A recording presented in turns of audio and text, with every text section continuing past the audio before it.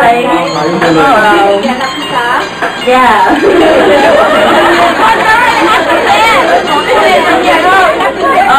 yeah and especially to thanks to you for teaching us and giving us all this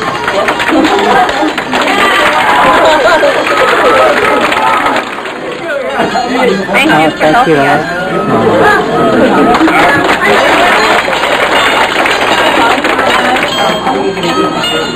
Okay, and that's it. เอาใจจริงคุยได้ไว้มาโอเคที่นักเรียนมอไหวเราเป็นตู้เล็กเรื่องของธรรมะเนาะนักเรียนเป็นตัวตามชื่อเนาะอะไรเนาะเป็นสิ่งแล้วก็ขอบใจนั่นนักเรียนที่คุณทักคุณของครูอาจารย์คนนี้เขาดีแล้วก็มาให้ความขอบใจนั่นทุกคนในทางทุกคนเลยรักการเวลามุดมาให้กำลังใจคุณหลานมาขอบใจนั่นแล้วก็ทุกทีก็ยิ้มใจนั่นว่าเมื่อนี้คือที่เราทั้งคนเรียนหมดเลยที่เราอีกทั้งเดียวพอวันนี้ใจร้ายนะตัวงานที่ใส่พอเป็นในขังยันเลยที่ในมือหรือในอเมริกาที่มาเรียนเลยแต่ผมพูดเจ้าว่าที่ไรนั้นคือว่านี่มันตาเตาถึงได้เจ้าแล้วก็คือแล้วก็ว่านี่ก็คือว่าก้อนผมรับที่ต้องลงไปเลยทำให้เราเป็นชื่อคนเขาเป็นคนต่างซ้อนมันได้ออกชื่อออกตาตั้งเลยเขาพระเจ้าพระธรรมพระสังฆาที่มีเป็นวาที่หนึ่งบางที่เกิดเขาเกิดเป็นสามครั้งนี่เป็นมันไปเลยชื่อชุกพระเจ้าหรือไปแกนครั้งนี้จะเป็นแกนครั้งนี้เป็นอีกว่ามาทั้งตัวนี้เป็นที่ไม่ปันได้ก็เพราะว่าเป็นอยู่ใกล้ที่มาเลยถ้าว่าหรือว่าเป็นดินถ้าว่าผมอยู่ที่สักคำคนไทยเขาอยู่พวกเราเมื่อสมัยนั้นเป็นสงครามเมืองกับเรื่องเป็นชื่อเหมือนคนในสังคมเนี่ยเรื่องราวเกี่ยวกับท่านนี่คือความดีเลยเพราะว่ามันตกใจตกทับป้าเลยยังทำยังเป็นยังทำยังเป็นต้นใช่ไหมเรื่องรถที่เราไทยรถที่ดินมาแบบนี้มันจะตัวคนนี้รู้ทำไมนั้นเจดีบารีคนที่สองคนที่สามคนที่สามคนที่สี่อันนี้สำคัญที่สุดเป็นอันนี้เป็นนักในทางศาสนาเป็นเวลาเป็นบาจบเดียวไอ้โอวาทตัวนี้ไอ้คำคาถาตัวนี้ค่อยวาสาทุจังหวะตบมือพอเป็นสวรรค์เนี่ยค่อยตบมืออันนี้ข้อเสนอไหนผมเนี่ยประทานทั้งหลายทุกคนเดี๋ยวพอเวลาวาผมเนี่ยวาสาจังหวะปวดขาเนี่ยขึ้นมาไอ้วาสาทุหลักยิ่งนี้ขอให้ยิ่งนี้แล้วก็ตั้งคุยเต้งไอ้ชั้นไอ้ซ้อนเล่นหนังสือเล่าแกว่าหรือเล่าตามเนี่ยคือจิตใจหน่อยหลายความรู้หลับเนี่ยสอนคือที่พัดเลยนี่อันพัดไหนชอบเจอใส่ใจดียิ่งนี้ขนาดรู้ล้างตั้งเอาขึ้นไปมันถึงคุณไปเลยอันที่มึงต้องคิดจะฟ้องมันใจดีคือไม่อยู่ประจำวันอะไรอย่างนั้นเดี๋ยวห้องมันเช่นนี้ห้องมันตั้งแต่วันทั้งวันตั้งแต่เขาภูมิใจทิ้งโต๊ะผู้ฉันทิ้งโต๊ะผู้ซ้อนทิ้งโต๊ะผู้เนี่ยนั่งทิ้งโต๊ะผู้ยากชนิดซึ่งไปต่อไม่ได้พูดถึงนะยินดีจึงวัดจึงสมาคมจึงประธานบัตรจึงประธานสมาคมจึงประธานผู้ยิ่งแล้วก็ที่งานโน้ตผมผมไม่น่าเดี๋ยวเราแจ้งมาครับตัวอินไซน์มาแต่มาอยู่น้ำสุขุยาชีก็ใจดีพ่อหรือพ่อที่ได้ยิ่งลองเขายิ่งเขาใจเขาขาดทิ้งเขาหลายแต่ทุกคนทุกจำเราเมื่อดูทุกเสาทุกขอทุกแขนทิ้งห้องนะพ่อคุณก็ตั้งใจทุกคนเลยทิ้งชั้นก็ได้ทิ้งทุกคนอยู่ชั้นก็ได้อยู่แล้วก็พ่อหรือพ่อหรือเงี้ยหรือตาหรือที่อยู่เราท้องถามที่ห้องเราความใจมันจะขอบคุณ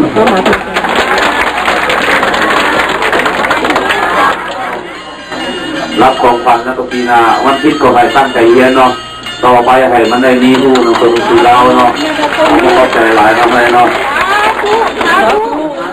คนหลังชุดด้วย กระดูกว่าคือเป็นกระดูกที่ต้องใช้ว่าตรงมือเนาะมันมีแล้วก็สองขอเชิญนาง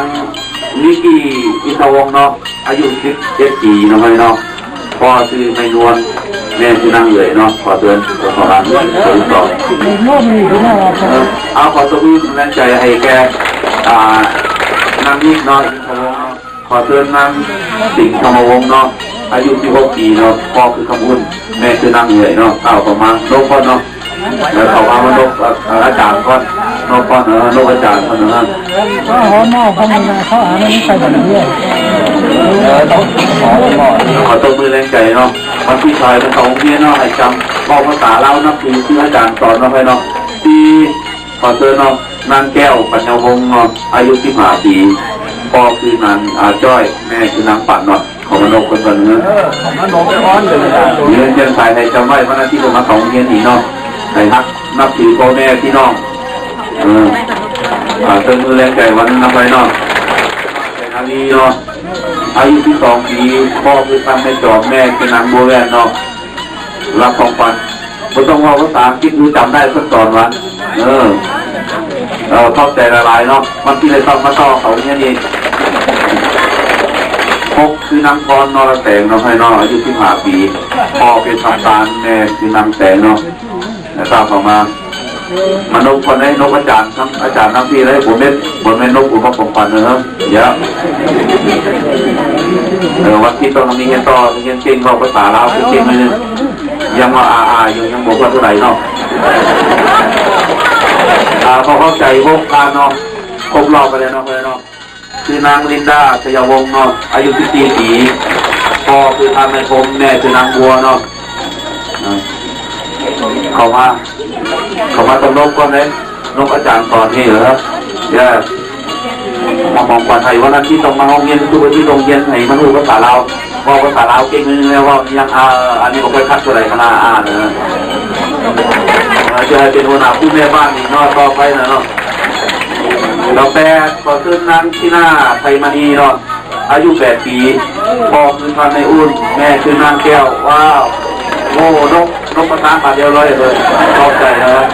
ผมเป็นอย่างนกตั้งใจก็ได้ตั้งใจกับทำทุกข์กันมาที่หน้าอ่อนแปลงเนาะพ่ออายุ11 ปีพ่อคือแสงจ้อยแม่คือนางยอดเนาะนกแดดว่าภาษาลาวมันจริงๆเนาะมันที่ต้องมาโรงเรียน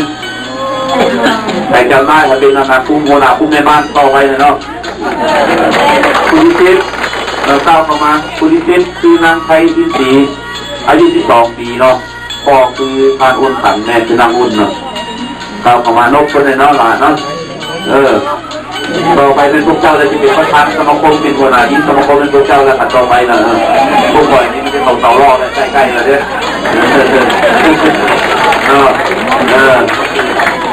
ที่เรียนคือนางพี่โนนรแสงเนาะอายุ11 ปีพ่อคือคำตาลแม่คือนางแสงเนาะเราประมาณโน้ตพ่อนะครับ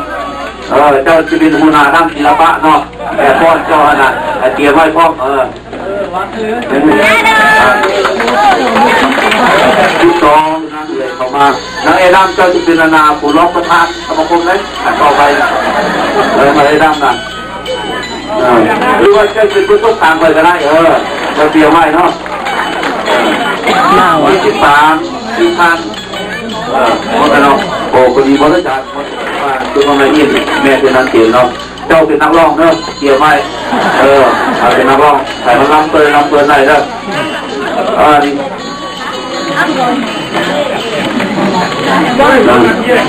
จะบอกอะไรที่คือเท่ากินทำวงเนาะอายุ12 ปีพ่อคือไม่ใจแม่คือนางอ่อนเจ้าเตรียมเป็นนาโหนากุ้งเตรียมคนไว้เด้อเตรียมต้นเลยคือรับเก่งน้อยเนาะที่มาคือนางเลยแสงสวัสดิ์เนาะอายุ18 ปีแม่คือแสงแก้ว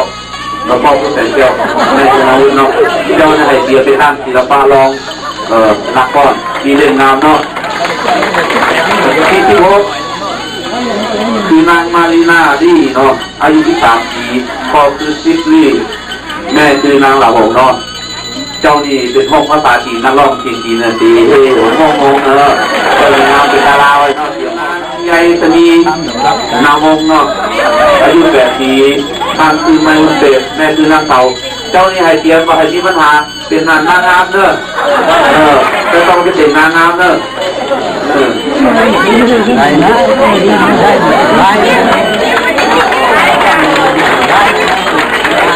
อันนี้จบเลยเนาะเนาะนักสุดยอดจบเลยเมลิกี้ติสวัสดิ์เนาะอายุ7 ปีพ่อคือพ่อมีแม่คือนางแพนตี้เนาะโอ้เจ้านี่ใครเป็นนักบอลเนาะเสียงใหม่เนาะเขาเข้าใจนำเนาะเจ้าเราเป็นนักร้องนะพ่อเจ้าเป็นดนตรีเด้เจ้าเป็นนักร้องใหม่เสียงใหม่เด้อเขาทำมองเป็นไง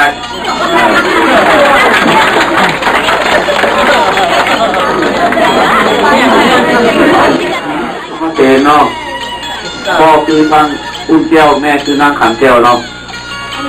ของงานลงไปเนาะเจ้าเป็นเสียงนางน้ำเด้อเสียงเข้าผมเล่าเลยเราเป็นเสียงนางน้ำไข่แบบต้องคงมีเขาการสืบใจต่อเนาะหล่ะเด้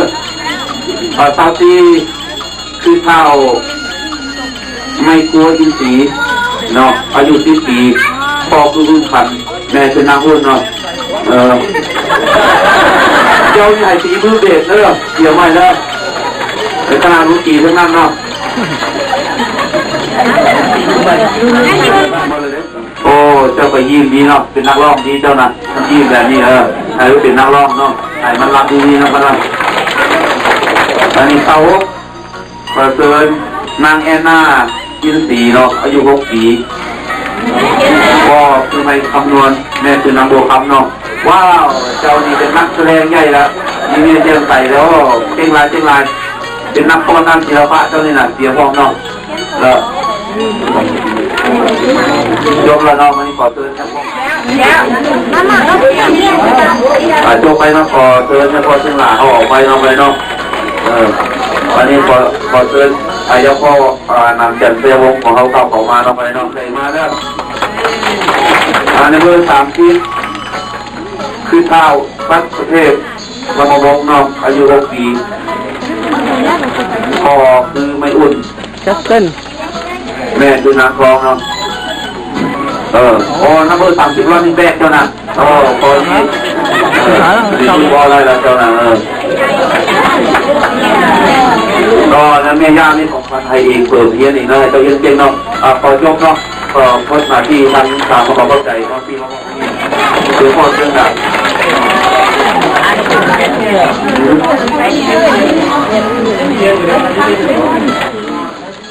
ทำวงเนาะอายุมา2 ปีโอ้อันนี้สมควรละคือไปมาอยากแทนแต่ตัวแทนมาครับก็ได้เนาะได้เจอไปเลยผมเราก็นี่เบอร์2คือนั่งเอื่อยนอกแสงอายุมา2 ปีเนาะพ่อคือไม่นอกแม่คือนางแก่นดีเนาะขอเชิญเข้ามาเลยเนาะเนาะนกเป็นไงนกเป็นไง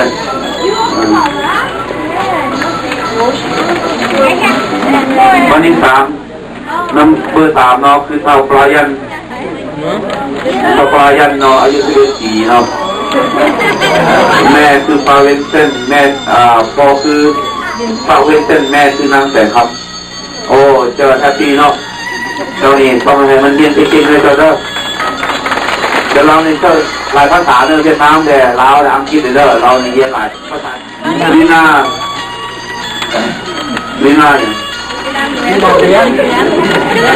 ดูเวียนดูเย็นเนาะอายุ8 ปีเนาะพ่อคือพ่อเวียนเดินแม่คือนางแสนคำโอ้เจ้าไปเรียน3 ภาษาคือได้เนาะลาวเวียดนามดื้อที่พวกน่ะเข้าใจที่เก่งเนาะพอเขาเข้าใจรายการทั้งหมดวันนี้เนาะไปเนาะครับที่หน้าไปวันนี้9 นางลิกีศินาออนแสง10นางไทยอินทรี11นางพิโมนรแสงไม่ต้องเลือกไม่ต้องเลือกตรงนี้นักเรียนทุกคนต้องไว้ทุกปีก่อนนะก่อนที่เราฟ้องกันมานี่13คือเท่าแสงทรายลักษณะของคำ14คือเท่าจิ้งธรรมวงศ์15คือนั่งในแสงสวัสดิ์16คือนางมารีนารี17คือนางยายตนีนามวงศ์18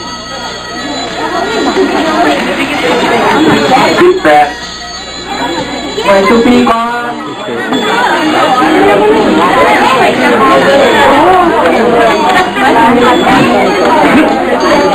เอา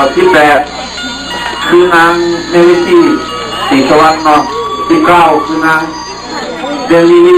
20คือนางแตมปี้ไทยบุญ21คือเท่าเจลีออนแตง22คือท่านแซนนี่เรมพานี23คือนางเจนซิกาธรรมเสน24คือเท่าไม่กลัวจินสีไม่โก้ยิ่งเรียนรู้ของเจ้าคณะโมเมนต์ตาบูดมาเลยวันนี้ของเจ้าหาคือนางเ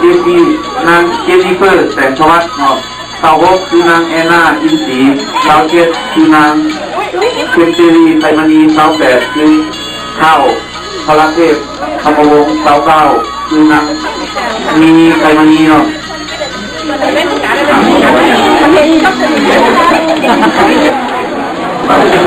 วันนี้31ที่เข้าอินเตอร์ไซยวงศ์เนาะ32ที่เข้าเอลวินที่เข้าวง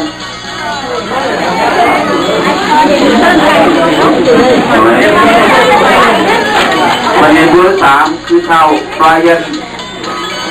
เนาะที่ผมมาเนาะที่บ้านเขาก็ใส่ลายเนาะแต่แล้วเราเองจากที่มาสอนขอขาดคุณไหวพระครูบาพ่อเสียงลาเนาะเราก็เคยเห็นเพื่อนบุญจักเนาะเราเองจากที่มาสอนในเป็นผู้ประจำทางสมาคมเราเลยลามาซอยนักเรียนทางสมาคมเราดื้ออยู่รัฐโคโลราโดเนาะเราเองจากที่มาสอนบุญยังตะวันแทนบุญของครูบาพ่อเพื่อนมีความขอบใจนะเพื่อนหลายเนาะขอขอบใจเนาะแล้วเพื่อนมีรายการยังขออยู่ต่อเนาะเนาะทางประธานวัดทางอาจารย์เนาะคุณแม่บ้านเฮาเนาะการแสดงอันจะมีอะไรทางจังอยู่ตามธรรมาบนนอกที่ถึงว่ารายการเฮามีทั้งของ